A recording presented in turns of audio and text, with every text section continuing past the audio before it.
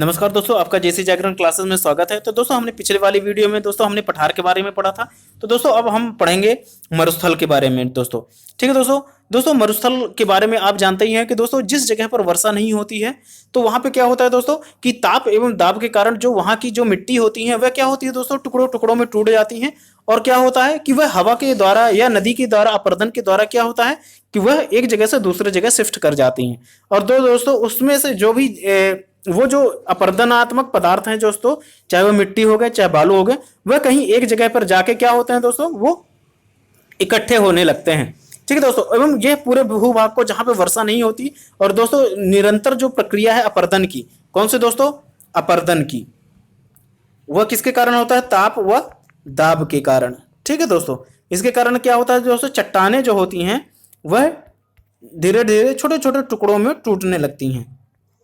ठीक है दोस्तों, एवं दोस्तों यही जो छोटे छोटे टुकड़े हैं यह एक कालांतर के बाद या दोस्तों बहुत समय के बाद यह किसका रूप धारण कर लेती है दोस्तों, मरुस्थल का। ठीक है दोस्तों, तो इसी को कहते हैं दोस्तों हम मरुस्थल। ठीक है दोस्तों, एवं दोस्तों इसके बारे में कई सारे फैक्ट हैं, तो आइए हम पढ़ते हैं। तो दोस्तों ये जो हमारे क्या दोस्तों मरुस्थल पाए जाते हैं वह कितने डिग्री पर के बीच में पाए जाते हैं दोस्तों, यह मोस्टली जो है दोस्तों 30 डिग्री टू 40 डिग्री के बीच में पाए जाते हैं। कौन से दोस्तों, अक्षांश 30 डिग्री अक्षांश व 40 डिग्री अक्षांश के मध्य में लगभग दोस्तों सभी के सभी जितने भी मरुस्थल हैं वो पाए जाते हैं। ठीक है दोस्तों, तो आप इसे जरूर ध्यान रखिएगा। एवं दोस्तों ये ध्यान रखिएगा कि जो ये पश्चिमी घाट है, कौन सा दोस्तों, पश्चिमी तट पर, चाहे वह किसी भी चीज का हो, आप जरूर ध्यान रखिएगा दोस्तों, चाहे वह किसी भी देश का हो, चाहे यह दोस्तों उत्तरी अमेरिका हो, चाहे दक्षिणी अमेरिका हो, चाहे हमारा अफ्रीका का पार्ट हो, या हमारा चाहे दोस्तों ऑस्ट्रेलिया हो, या हमारा इंडिया हो, या फिर चाहे सऊदी अरेबिया हो, प्रायद्वीपीय हो, चाहे वह चाइना हो, तो दोस्तों हमेशा ध्यान रखिएगा कि उनके पश्चिम साइड में ही मरुस्थल पाए जाएंगे। ये कटु सत्य है दोस्तों, आप इसे जरूर ध्यान रखिएगा। ठीक है दोस्तों, कि किसी भी महाद्वीप के या किसी भी देश के खाली केवल वह पश्चिमी तट पर ही मरुस्थल पाए जाते हैं। दोस्तों इसका आखिर कारण क्या है कि आखिर यह पश्चिमी तट पर ही क्यों पाए जाते हैं। एवं दोस्तों यह 30 डिग्री टू 40 डिग्री, चाहे वह अक्षांश में हो, चाहे वह दक्षिणी अक्षांश हो, चाहे वह उत्तरी अक्षांश हो, ठीक है दोस्तों, तो वह उसी के इर्द गिर्द में 30 टू 40 डिग्री अक्षांश के बीच में ही क्यों यह मरुस्थल पाए जाते हैं। ठीक है दोस्तों, तो आप इसे जरूर ध्यान रखिएगा। तो दोस्तों अब हम आते हैं रीजन जानने की कोशिश करते हैं कि आखिर यह क्यों पाए जाते हैं। ठीक है दोस्तों, रीजन क्या है दोस्तों, आइए हम जानते हैं कि दोस्तों जैसे ये हमारी विषुवत रेखा है। ठीक है दोस्तों, कौन सी दोस्तों, ये हमारी विषुवत रेखा है, ये जो गई हुई है कौन सी, 0 डिग्री, इसके 30 डिग्री टू 40 डिग्री। ठीक है दोस्तों, ये 30 डिग्री टू 40 डिग्री वाली लाइन आप देख रहे हैं दोस्तों, ये अक्षांश रेखाएं जो हैं, तो दोस्तों ये इसी के अराउंड में जो भी चीजें होंगी, वो जितने भी मरुस्थल दोस्तों पाए जाएंगे वो इसी के अराउंड में पाए जाएंगे। ठीक है दोस्तों, लेकिन इसका कारण क्या है, क्योंकि कारण दोस्तों हमको पता होना चाहिए कि आखिर इतने के ही बीच में क्यों पाई जाती हैं। तो दोस्तों आइए हम कारण स्पष्ट करते हैं। क्या होता है दोस्तों कि जो 0 डिग्री वाली ये लाइन है इसे हम क्या कहते हैं दोस्तों, विषुवत लाइन। यहां पर क्या होता है दोस्तों, यहां पर निम्न दबाव का क्षेत्र पाया जाता है। क्या दोस्तों, निम्न दाब का क्षेत्र पाया जाता है। निम्न दाब का क्षेत्र क्यों पाया जाता है दोस्तों, यहां पे क्या होता है दोस्तों कि सूर्य की किरणें जो है वह 12 महीने यहीं पे चमकती रहती है। ठीक है दोस्तों, जैसा कि आप जानते हैं दोस्तों कि जो सूर्य है वह हमारा कर्क रेखा व मकर रेखा के मध्य में ही इर्द गिर्द घूमता रहता है। इसके कारण क्या है दोस्तों कि जब हमारा सूर्य इधर ये बचे हुए पार्ट में घूमता रहता है तो क्या होता है कि ये जो विषुवत वाली लाइन है दोस्तों, कौन सी दोस्तों, मैं दूसरे कलर एक ले लूं दोस्तों, ये जो हमारी विषुवत वाली लाइन है दोस्तों, ये सूर्य हमारा दोस्तों ये कर्क रेखा से मकर रेखा के बीच में ही खाली केवल घूमता रहता है। ठीक है ना, तो आप इसे ध्यान रखिएगा, सूर्य हमारा इसके अराउंड में घूमता रहता है, इसलिए क्या होता है कि विषुवत रेखा पर उसकी 12 महीने दोस्तों क्या होता है, 12 महीने जो है सूर्य की किरणें लंबवत इसमें पड़ती रहती हैं। ठीक है, कारण इसके कारण क्या होता है दोस्तों, यहाँ की जो हवाएं हैं वह गर्म होकर क्या हो जाती हैं, ऊपर की ओर उठ जाती हैं। क्या होता है दोस्तों, ऊपर की ओर उठ जाती हैं। इन हवाओं को क्या कहते हैं दोस्तों, इन हवाओं को हम क्या कहते हैं दोस्तों, संवहनीय धाराएं कहते हैं। क्या कहते हैं दोस्तों, संवहनीय धारा कहते हैं। ठीक है दोस्तों। दोस्तों जैसे ही क्या होता है कि जब ये गर्म हवाएं, जो ये विषुवत वाली रेखा है दोस्तों, यहां से जब गर्म हवाएं ऊपर की उठ जाती हैं तो इसका जगह लेने के लिए क्या होता है दोस्तों, ये जो 30 degree to 40 degree 30 degree to 40 degree से क्या होती है, जो ठंडी हवाएं होती हैं दोस्तों, वह किधर साइड खिंच जाती हैं, वह विषुवत रेखा की ओर खिंच जाती हैं। किसके कारण दोस्तों, निम्न दबाव के कारण। ठीक है दोस्तों, निम्न दबाव के कारण ही कहीं पे अगर वर्षा होगी दोस्तों, तो हमेशा ध्यान रखिएगा कि जब वहां पे निम्न दबाव का क्षेत्र पड़ेगा तभी वहां पे वर्षा होगी। ठीक है दोस्तों, ये दोस्तों आप जरूर, ये कॉन्सेप्ट है दोस्तों, तो इसे आप जरूर ध्यान रखिएगा। तो क्या होता है दोस्तों, जब विषुवत रेखा पर गर्म हवाएं, जब सूर्य की किरणें लंबवत पड़ती हैं तो यहाँ की जो हवाएं होती हैं वो गर्म होकर ऊपर उठ जाती हैं एवं उनका स्थान लेने के लिए ये जो 30 डिग्री टू 40 डिग्री, जो कि ये किसमें क्षेत्र में आता है दोस्तों, शीतोष्ण कटिबंध के क्षेत्र में आता है। तो वहां की जो ठंडी हवाएं हैं दोस्तों, वह कहाँ खिंच जाती हैं, विषुवत रेखा की ओर खिंच जाती हैं। और यही जो ठंडी हवाएं हैं दोस्तों, वह क्या करती हैं, यहाँ पे वर्षा करती हैं। ठीक है दोस्तों, इसलिए क्या होता है दोस्तों, यहाँ पे वर्ष भर वर्षा होती रहती है। क्या दोस्तों, वर्ष भर यहाँ पे वर्षा होती रहती है, इसलिए यहाँ पे सदाबहार वन पाए जाते हैं। ठीक है दोस्तों, कौन से वन पाए जाते हैं विषुवत रेखा पर, सदाबहार वन पाए जाते हैं। तो दोस्तों आप इन फैक्टों को जरूर लिखते हुए चलिएगा। ठीक है दोस्तों, जब यहाँ पे क्या होता है दोस्तों, सदाबहार वन पाए जाते हैं, तो क्या होता है कि जो ये 30 डिग्री टू 40 डिग्री से जो हवाएं इधर साइड खींच के आ जाती हैं, तो दोस्तों क्या होता है, यहां से जो हवाएं होती हैं वह क्या होती हैं, शिफ्ट कर जाती हैं। कौन सी, गर्म जो उठी हुई जलधाराएं हैं, वो दोस्तों हवाएं हैं, वह 30 डिग्री 40 डिग्री में चली जाती हैं। और जो 30 डिग्री टू 40 डिग्री की जो ठंडी जलधाराएं हैं वो विषुवत रेखा में आ जाती हैं। तो इसके कारण क्या होता है दोस्तों कि ये वाला जो क्षेत्र है वह तो शुष्क रह जाता है। क्यों, क्योंकि यहाँ पे गर्म हवाएं आ गई। कौन सी दोस्तों, 30 टू 40 डिग्री लाइन पे क्या होता है कि गर्म हवाएं आ जाती हैं, जिसके कारण यहाँ पर वर्षा नहीं होती है। ठीक है दोस्तों, इसीलिए दोस्तों जो होता है, ये विषुवत रेखा के जो 30 डिग्री टू 40 डिग्री लाइन पे होती हैं दोस्तों, वहीं पे क्या होता है दोस्तों, ये शुष्क क्षेत्र रह जाता है। ठीक है दोस्तों, तो यही मेन कारण है दोस्तों कि मरुस्थल कहाँ पे पाए जाते हैं, 30 डिग्री टू 40 डिग्री के बीच में ही पाए जाते हैं। आप इस बात को दोस्तों 2-3 बार आप मेरे वीडियो को आप देख लीजिए, पूरा कॉन्सेप्ट आपको क्लियर हो जाएगा। अगर आपसे नहीं आता है तो फिर भी आप मुझे कमेंट करके बता दीजिएगा, तो मैं एक बार और इसको कॉन्सेप्ट आपको क्लियर करवा दूंगा। ठीक है दोस्तों, तो ये था दोस्तों रीजन कि 30 डिग्री टू 40 डिग्री में ही क्यों मरुस्थल पाए जाते हैं, अक्षांश पे ही क्यों मरुस्थल पाए जाते हैं। ठीक है दोस्तों, आशा करता हूं कि ये चीजें आपको समझ में आ गई होंगी। ठीक है, अब दोस्तों हम चलते हैं कि मरुस्थलों का पश्चिमी में ही, अब दोस्तों एक और अब रीजन है कि पश्चिमी घाट में ही क्यों मरुस्थलों का विकास होता है। कहीं पर भी देख लेंगे दोस्तों, चाहे आप इंडिया का, चाहे चाइना का, चाहे ऑस्ट्रेलिया का, कि पश्चिमी घाट पर ही क्यों होती है। क्योंकि क्या होता है दोस्तों कि पश्चिमी घाट पर, महाद्वीप पर क्या होता है दोस्तों, ठंडी जलधारा प्रवाहित होती है। क्या होता है दोस्तों, जब ठंडी जलधाराएं क्या होती है दोस्तों, पूर्व से पश्चिम की ओर, क्या दोस्तों, पूर्व से पश्चिम की ओर प्रवाहित होती हैं। कौन से दोस्तों, पूर्व से पश्चिम की ओर ठंडी जलधाराएं प्रवाहित होती हैं। तो क्या होता है दोस्तों, एवं उत्तरी गोलार्ध से भी और दक्षिणी गोलार्ध से भी दोस्तों क्या होता है, पूर्व से पश्चिम की ओर ही जलधाराएं हमारी प्रवाहित होती हैं। कौन सी, ठंडी वाली, जिसके कारण हमारी वर्षाएं होती हैं। ठीक है दोस्तों, तो क्या होता है दोस्तों कि हमेशा ध्यान रखिएगा कि कोई भी इधर साइड वाली चीजों में जब पर्वत आ जाते हैं बीच में, क्या होता है दोस्तों, पर्वत आ जाते हैं। जैसे दोस्तों आप देख लीजिएगा, हमारा चाहे कोई भी हो, चाहे ऑस्ट्रेलिया के देख लो दोस्तों, यहाँ पे कौन सा पर्वत, ग्रेट डिवाइडिंग रेंज पाया जाता है दोस्तों। फिर उसके बाद क्या होता है दोस्तों, यहाँ पे एंडीज पर्वतमाला है, यहाँ पे अल्पेशियन पर्वत श्रेणी है। ठीक है दोस्तों, तो दोस्तों क्या होता है कि जब ये ठंडी हवाएं जाके इन पहाड़ों से टकरा जाती है, तो क्या होता है दोस्तों, पूरी की पूरी जो वर्षा होती है, चाहे ऑस्ट्रेलिया का ही देख ले तो दोस्तों पूरी की पूरी वर्षा कहाँ हो जाती है, ग्रेट डिवाइडिंग रेंज के पास ही हो जाती है, जिससे उसका पूर्वी भाग तो क्या हो जाता है दोस्तों, पानी प्राप्त कर लेता है पूर्वी भाग। लेकिन दोस्तों पश्चिमी भाग जो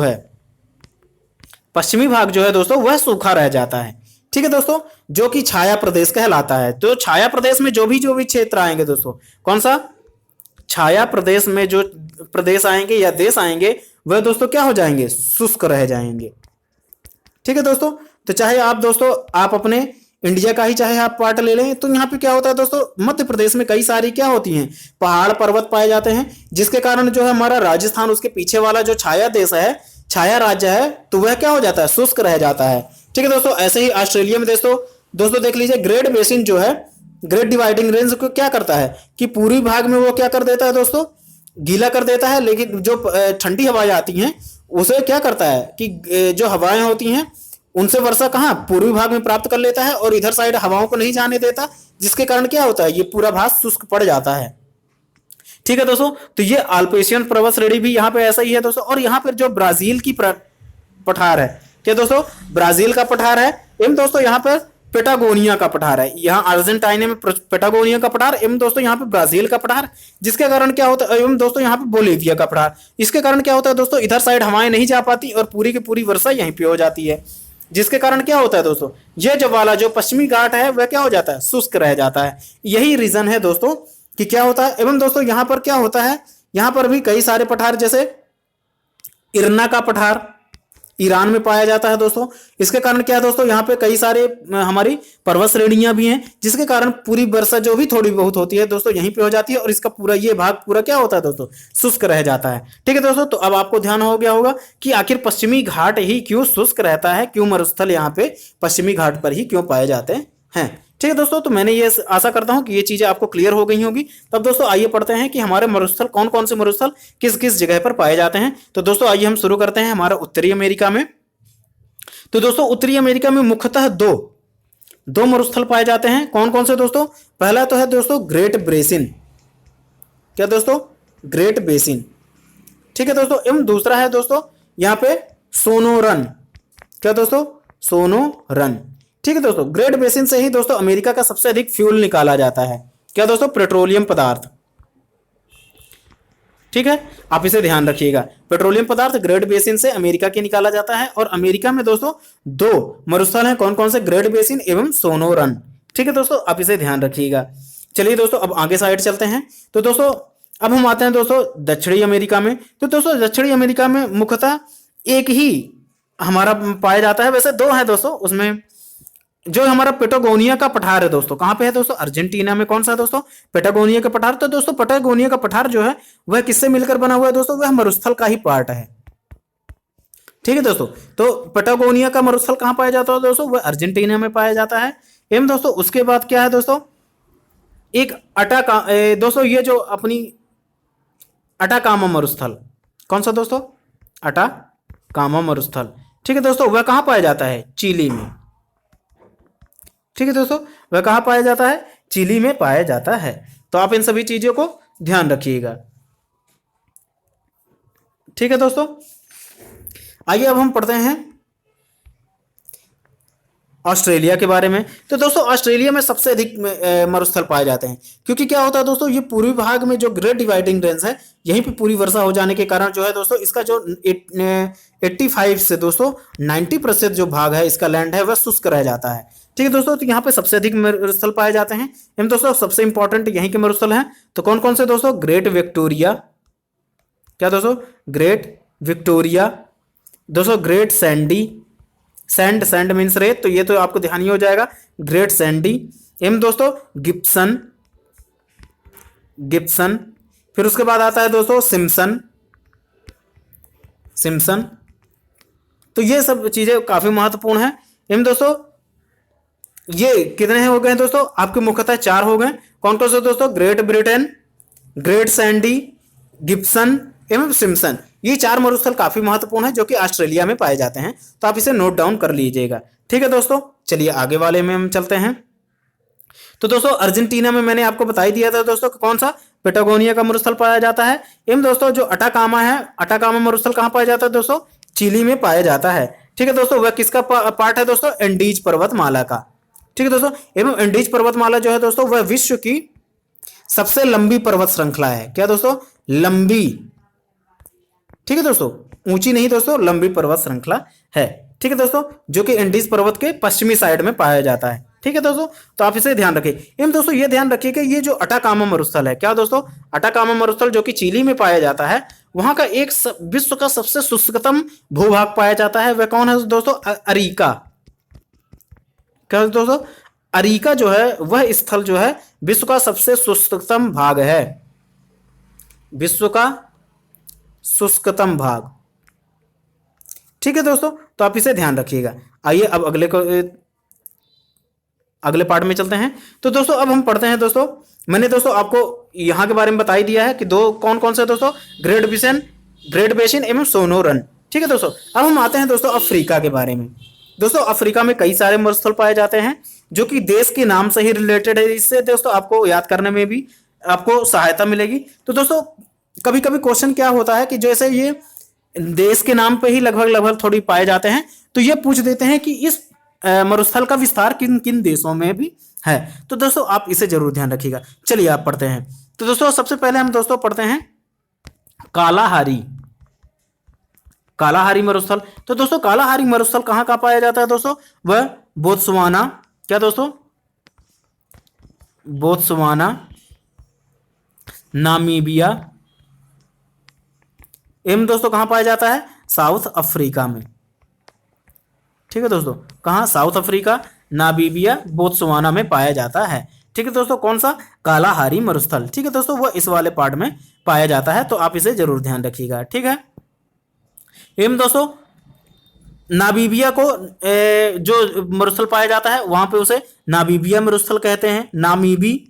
ठीक है दोस्तों, तो आप इन सभी चीजों से ध्यान रखिएगा। एवं दोस्तों हॉर्न ऑफ अफ्रीका में दोस्तों कौन से, ये वाला पार्ट जो कहलाता है वह हॉर्न ऑफ अफ्रीका कहलाता है, जिसमें सोमालिया क्षेत्र आता है। ठीक है दोस्तों, कौन सा दोस्तों, सोमालिया, इसे सोमालिया का मरुस्थल भी कहा जाता है।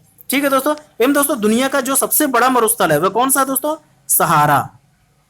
सहारा का मरुस्थल। वह कहां पाया जाता है दोस्तों, वह इस वाले पार्ट में पूरा पाया जाता है, जिसमें मोरक्को, ठीक है दोस्तों, मोरक्को, लीबिया एवं दोस्तों नूबियन, क्या दोस्तों, नूबियन मरुस्थल भी आते हैं। कौन सा दोस्तों, मोरक्को, लीबिया एवं नूबियन। ठीक है दोस्तों, तो आप इसे ध्यान रखिएगा, इसमें 3 मरुस्थल आते हैं, कौन से में, सहारा में। ठीक है दोस्तों, आप इसे ध्यान रखिएगा, और यह विश्व का सबसे बड़ा मरुस्थल भी है, तो आप इसे जरूर ध्यान रखिएगा। अब आइए दोस्तों हम चलते हैं, जो हमारा ये है अरब प्रायद्वीप, जो कि विश्व का सबसे बड़ा प्रायद्वीप है। कौन सा दोस्तों, अरब प्रायद्वीप जो है वह विश्व का सबसे बड़ा प्रायद्वीप है। ठीक है दोस्तों, इसमें दोस्तों लगभग 3 मरुस्थल आपको काफी महत्वपूर्ण होंगे। वह कौन कौन से दोस्तों, नाफुद, हमद एवं दोस्तों रब अल खाली। क्या दोस्तों, रब अल खाली। कौन कौन से दोस्तों हो गए, नाफुद, आप इसे लिख लीजिए, नाफुद, हमद एवं रब अल खाली। ठीक है दोस्तों, ये कहाँ पे पाए जाएंगे दोस्तों, रब अल खाली ये जो है आपका लास्ट वाले पार्ट में पाया जाएगा, जो कि इसमें सऊदी अरब, क्या दोस्तों, सऊदी अरब, यमन और ओमान तीनों क्षेत्र में यह फैला हुआ है। एवं दोस्तों नाफुद और हमद जो है वह ऊपर साइड के क्षेत्रों में पाए जाएंगे। ठीक है दोस्तों, तो आप इसे जरूर ध्यान रखें। एवं दोस्तों ये जो ईरान वाला पार्ट है, इसमें 2 मुख्यतः पाए जाते हैं। कौन सा मरुस्थल पाए जाते हैं दोस्तों, 2, दस्त आए लूट एवं दस्त ए कबीर। क्या दोस्तों, दस्त ए कबीर एवं दोस्तों दस्त ए लूट। ठीक दोस्तों, जो दस्त वाले जो दोस्तों आपके मरुस्थल है वो कहाँ है, ईरान में पाए जाएंगे। ठीक है दोस्तों, तो आप इसे ध्यान रखिएगा। एवं दोस्तों जो तुर्कमेनिस्तान एवं उज्बेकिस्तान है, जो आपका इधर साइड वाले पार्ट में पड़ते हैं दोस्तों, कौन से, तुर्कमेनिस्तान एवं उज्बेकिस्तान। तो दोस्तों तुर्कमेनिस्तान में दोस्तों आपका कौन सा मरुस्थल पाया जाएगा, वह है दोस्तों काराकुम। क्या है दोस्तों, काराकुम मरुस्थल पाया जाएगा कहाँ दोस्तों, तुर्कमेनिस्तान में। एवं दोस्तों उज्बेकिस्तान में कौन सा दोस्तों पाया जाएगा, काइजिलकुम। दोस्तों जो बाबर था अपना, वह उज्बेकिस्तान से ही आया हुआ था, आप इसे भी ध्यान रखिएगा। ठीक है दोस्तों, इसलिए उसे उज्बेक भी कहते हैं, बाबर को हम उज्बेक भी कहते हैं। ठीक है दोस्तों, उज्बेकिस्तान से आया था। वह कहाँ से आया था दोस्तों, कराइलकुम, यहाँ पे मरुस्थल पाया जाता है। एवं दोस्तों काराकुम कहाँ पाया जाता है, तुर्कमेनिस्तान में। तो दोस्तों आप इसे जरूर ध्यान रखिएगा, क्योंकि इनके जो प्रोनाउंसिएशन है लगभग सेम टाइप्स हैं, इसलिए आप इसे जरूर ध्यान रखिएगा। काराकुम जो है दोस्तों वह कहाँ पाया जाएगा, तुर्कमेनिस्तान में। दोस्तों का से तुर्कमेनिस्तान। ठीक दोस्तों, उज्बेकिस्तान में देखिए दोस्तों क्या है, कजाइलकुम। ठीक है दोस्तों, आप इसे ध्यान रखिएगा। तो दोस्तों अब हम आइए आगे पढ़ते हैं। तो दोस्तों विश्व का, दोस्तों अभी एक लास्ट क्वेश्चन दोस्तों अभी कुछ एग्जाम्स पहले में ही आया था कि, अब ये मुझे ध्यान नहीं है दोस्तों कि किस एग्जाम में आया था, लेकिन ये क्वेश्चन जरूर आया था दोस्तों कि संसार का सबसे अधिक घनत्व किस मरुस्थल में पाया जाता है। सबसे अधिक घनत्व जो है दोस्तों किस रेगिस्तान में पाया जाता है, तो वह कौन सा दोस्तों था दोस्तों, वह था दोस्तों अपना थार का मरुस्थल। थार का मरुस्थल कहाँ कहाँ फैला हुआ है दोस्तों, भारत व पाकिस्तान में। इस मरुस्थल में दोस्तों कौन से क्या है, जनसंख्या का घनत्व सबसे अधिक इसी वाले मरुस्थल में पाया जाता है। एवं दोस्तों गोबी का मरुस्थल कहाँ पाया जाता है दोस्तों, तो दोस्तों गोबी का मरुस्थल जो है यहाँ पे दोस्तों ये है दोस्तों कौन कौन सा, मंगोलिया, क्या दोस्तों, मंगोलिया व चीन। चीन में कौन सा दोस्तों पाया जाता है, गोबी का मरुस्थल पाया जाता है। तो आप इसे ध्यान रखिएगा। एवं दोस्तों एक चीन में एक और है मरुस्थल, वह कौन सा है दोस्तों, टकला माकन। क्या है दोस्तों, टकला माकन। यह मरुस्थल कहाँ पाया जाता है दोस्तों, चीन में पाया जाता है। तो दोस्तों लगभग हमने सभी मरुस्थलों के बारे में जानकारी प्राप्त कर ली है, तो आप इसे जरूर ध्यान रखिएगा। दोस्तों आइए हम एक बार रिपीट कर देते हैं इसे जल्दी से। तो दोस्तों सबसे पहले हम आते हैं, तो दोस्तों यहाँ पे कौन सा दोस्तों, मंगोलिया व चीन में कौन सा पाया जाता है दोस्तों, गोबी। एवं दोस्तों चीन में एक और कौन सा पाया जाता है दोस्तों, टकला माकन। ठीक है दोस्तों, विश्व की सबसे अधिक घनत्व आबादी वाला जो मरुस्थल है वह कौन सा है दोस्तों, थार का मरुस्थल, जो कि कहां कहां पाया जाता है दोस्तों, भारत व पाकिस्तान में पाया जाता है। ठीक है दोस्तों, अब उसके बाद हम आते हैं दोस्तों ऑस्ट्रेलिया में। तो दोस्तों ऑस्ट्रेलिया में हमारे कौन कौन से दोस्तों पाए जाते हैं, मुख्यतः ग्रेट विक्टोरिया, क्या दोस्तों, ग्रेट विक्टोरिया, सैंडी, सिम्पसन व दोस्तों गिब्सन। ठीक है दोस्तों, चार महत्वपूर्ण यहाँ पे ऑस्ट्रेलिया में पाए जाते हैं। एवं दोस्तों अब उसके बाद हम आते हैं दोस्तों इस वाले पार्ट में। तो यहाँ पे सबसे पहले हम दोस्तों चलते हैं तुर्कमेनिस्तान, तुर्कमेनिस्तान में कौन सा पाया जाता है दोस्तों, काराकुम एवं कजाइलकुम कहाँ है दोस्तों, उज्बेकिस्तान में कौन सा दोस्तों, कजाइलकुम। ठीक है दोस्तों, तो आप इसे ध्यान रखिएगा। एवं दोस्तों ईरान में हमारे दो पाए जाते हैं दोस्तों, दस्त लगा है किसको दोस्तों, ईरान को। तो दस्त ए लुट एवं दस्त ए कबीर। क्या दोस्तों, दस्त ए कबीर। ठीक है दोस्तों, तो आप इसे ध्यान रखिएगा। अब उसके बाद हम आते हैं दोस्तों अरब के प्रायद्वीप में आते हैं। इसमें लगभग 3 दोस्तों हमारे पाए जाते हैं। कौन कौन से पाए जाते हैं दोस्तों, हमारा वो सबसे ऊपर साइड है दोस्तों नाफुद, फिर उसके नीचे है दोस्तों हमद, एवं दोस्तों सबसे नीचे वाले पार्ट में कौन सा पाया जाता है दोस्तों, वह है रब अल खाली।